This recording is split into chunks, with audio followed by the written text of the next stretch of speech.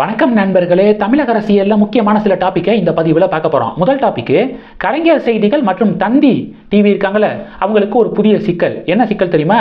Fake நியூஸை பரப்பி விடுறது.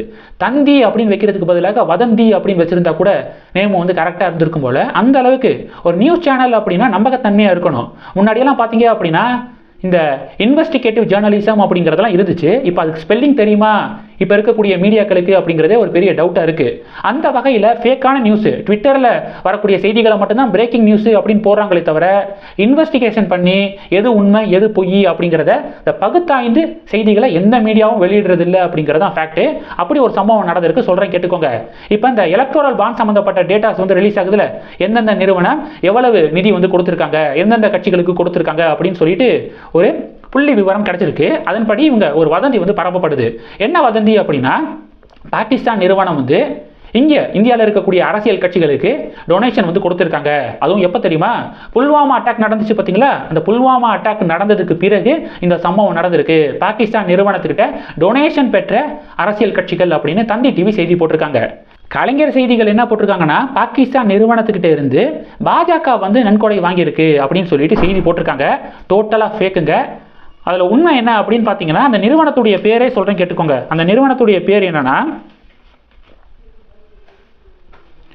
கலைஞர் செய்திகள் என்ன போட்டிருக்காங்கன்னா, பாகிஸ்தான் நிறுவனத்துக்கிட்ட இருந்து பாஜக நன்கொடை வாங்கியிருக்கு அப்படின்னு சொல்லிட்டு கலைஞர் செய்திகள் நியூஸ் போட்டிருக்காங்க.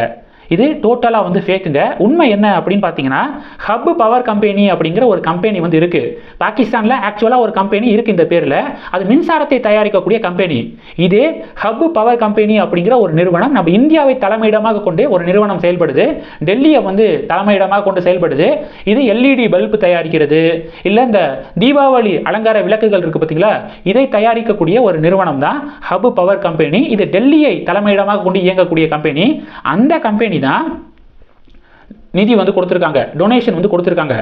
இந்த கம்பெனிக்கும் பாகிஸ்தானில் இருக்கக்கூடிய அந்த கம்பெனிக்கும் எந்த வகையிலும் தொடர்பு கிடையாது அப்படிங்கிற ஒரு தகவல் கிடைச்சிருக்கு. அதனால இது குறித்த ஆய்வு செய்யாமல் பொதுவாக புல்வாமா அட்டாக்கு பிறகு பாகிஸ்தான் நிறுவனத்துக்கிட்ட இருந்து பாஜக நன்கொடை வாங்கியிருக்கு அப்படின்னு ஒரு வதந்தியை பரப்பி விட்டுக்கு இருக்காங்க. கலைஞர் செய்திகளும் சரி, தந்தி டிவியும் சரி. இப்போ பெரிய ஆச்சரியம் என்ன தெரியுமா? மத்தியில் பாஜகவுடைய ஆட்சி. மத்தியில் இந்த சம்பந்தப்பட்ட டிபார்ட்மெண்ட்டுடைய மினிஸ்டராக எல் முருகன் அவர்கள் இருக்காரு. எல் முருகன் அவர்கள் இது போன்ற ஃபேக் நியூஸை வெளியிடுறாங்க பார்த்தீங்களா மீடியாக்கள், ஏன் அவங்க மீது ஆக்ஷன் எடுக்க மாட்டாங்க? ஏன் மத்திய அரசாங்கம் இது போன்ற ஃபேக்கான நியூஸை தொடர்ந்து வெளியிடக்கூடிய சேனல் மீது நடவடிக்கை எடுத்து அந்த சேனலை ஏன் முடக்க மாட்டாங்க அப்படிங்கிறதான் பெரிய டவுட்டாக இருக்கு. இது முதல் டாபிக். ரெண்டாவது டாபிக் என்ன பார்க்க போறோம்னா, கூட்டணி குறித்த நிலைப்பாட்டில் பாமகவுடைய முடிவு பயங்கர குழப்பமாக இருக்கு. திடீர்னு அதிமுகவோடு கூட்டணி வைக்கலாமா அப்படின்னு யோசிக்கிறாங்க, இல்ல பாஜகவோடு கூட்டணி வைக்கலாமா அப்படின்னு சொல்லிட்டு யோசிச்சுட்டு இருக்காங்க. இன்று காலை மாவட்ட செயலாளர்களுடைய கூட்டம் நடக்கும். பாமகவுடைய முக்கிய நிர்வாகிகளுடைய கூட்டம் நடக்கும். அந்த கூட்டத்துக்கு பிறகு யாரோட கூட்டணி அப்படின்னு அபிஷியலா வெளியிடப்படும் அப்படின்னு நேற்று சொல்லியிருந்தாங்க. ஆனா இன்னைக்கு திடீர்னு அந்த கூட்டமே கேன்சல் ஆயிடுச்சு அப்படிங்கிறத பார்க்குறோம். ஒத்தி வைக்கப்பட்டிருக்கு அப்படிங்கிற தேதி குறிப்பிடப்படாமல் ஒத்தி வைக்கப்பட்டிருக்கு அப்படிங்கிற ஒரு அப்டேட்டை பார்க்க முடியுது. இந்த நிலைமையில் சிவி சண்முகம் இருக்கார்ல, அதிமுகவுடைய முன்னாள் அமைச்சர், அவர் கிட்டத்தட்ட 6வது வாட்டியோ 7வது வாட்டியோ தைலாபுரத்தில் ராமதாஸ் அவர்களை சந்தித்து இன்னைக்கு ஆலோசனை நடத்துகிறாரு அப்படிங்கிற அப்டேட்டை பார்க்குறோம். அன்புமணி ராமதாஸ் அவர்களை பொறுத்த வரைக்கும் அவர் பாஜகவோடு கூட்டணி வைக்கணும் அப்படின்னு விருப்பப்படுறாரு. ராமதாஸ் அவர்களை பொறுத்த வரைக்கும் அதிமுகவோடு கூட்டணி வைக்கணும் அப்படின்னு ராமதாஸ் அவர்கள் விருப்பப்படுறாரு. யார் ஜெயிக்க போகிறது? பொறுத்திருந்து பார்க்கலாம். மூணாவது டாபிக்கு, ஓபிஎஸ் இருக்கார் பார்த்தீங்களா. ஓபிஎஸ் வரக்கூடிய மக்களவை தேர்தலில் போட்டியிடாமல், ஓபிஎஸ் உடைய அணி போட்டியிடாமல் பாஜகவுக்கு ஆதரவு மட்டும் கொடுக்க போகிறாங்க அப்படிங்கிற ஒரு செய்தி வெளியானுச்சு. ஒரு மீடியா இப்படி செய்தி வெளியிட்டாங்க. அந்த மீடியாவுடைய பேரை சொல்கிறேன், சன் நியூஸ். இன்னொரு பக்கம் நியூஸ் தமிழ் இருக்காங்க பார்த்தீங்களா, அவங்க என்ன செய்தி வெளியிட்டாங்கன்னா, இந்த மக்களவை தேர்தலை புறக்கணிக்க ஓபிஎஸ் முடிவு அப்படின்னு சொல்லிட்டு ஒரு பிரேக்கிங் நியூஸை வெளியிட்டாங்க. கொஞ்சம் நேரத்துக்கு முன்னாடி ஓபிஎஸ் என்ன சொல்லியிருக்காருன்னா, வர மக்களவை தேர்தலில் பாஜகவோட கூட்டணியில் நாங்கள் போட்டிடுறது உறுதி அப்படின்னு சொல்லிட்டு ஓபிஎஸ் ஒரு விளக்கம் கொடுத்துருக்காரு. இது மூணாவது டாபிக். நாலாவது டாபிக், கொஞ்சம் நேரத்துக்கு முன்னாடி தமிழக முதலமைச்சர் ஒரு அறிவிப்பை வெளியிட்டிருக்காரு. புதிதாக 4 மாநகராட்சிகளை அறிவிச்சிருக்காரு. புதுக்கோட்டை, நாமக்கல், திருவண்ணாமலை, காரைக்குடி. இந்த 4 நகராட்சிகளை மாநகராட்சிகளாக உயர்த்துறோம். மாநகராட்சிகள் இதை 4 புதுசாக 4 மாநகராட்சிகள் அப்படின்னு சொல்லிட்டு அறிவிச்சிருக்காரு. இந்த அறிவிப்பு மூலமாக தமிழகத்தில் இருக்கக்கூடிய மாநகராட்சிகளுடைய எண்ணிக்கை 25ஆக உயர்கிறது அப்படிங்கிற ஒரு அப்டேட்டை பார்க்குறோம். இது 4. 5வது டாபிக், கரும்பு விவசாயி சின்னம் எங்களுக்கு தான் அப்படின்னு சொல்லிட்டு டெல்லி உயர்நீதிமன்றத்தில் நாம் தமிழர் பார்ட்டி ஒரு வழக்கு வந்து தொடுத்தாங்க. ஏன்னா அந்த கரும்பு விவசாயி சின்னம் இன்னொரு பார்ட்டிக்கு வந்து ஒதுக்கப்பட்டுருச்சு. ஓகே, இந்திய மக்கள் ஐக்கிய கட்சின்னு நினைக்கிறேன், அந்த பார்ட்டிக்கு வந்து ஒதுக்கப்பட்டிருக்கு. அதனை எதிர்த்து டெல்லி உயர்நீதிமன்றத்துக்கு போனாங்க. டெல்லி உயர்நீதிமன்றம் தள்ளுபடி பண்ணிட்டாங்க.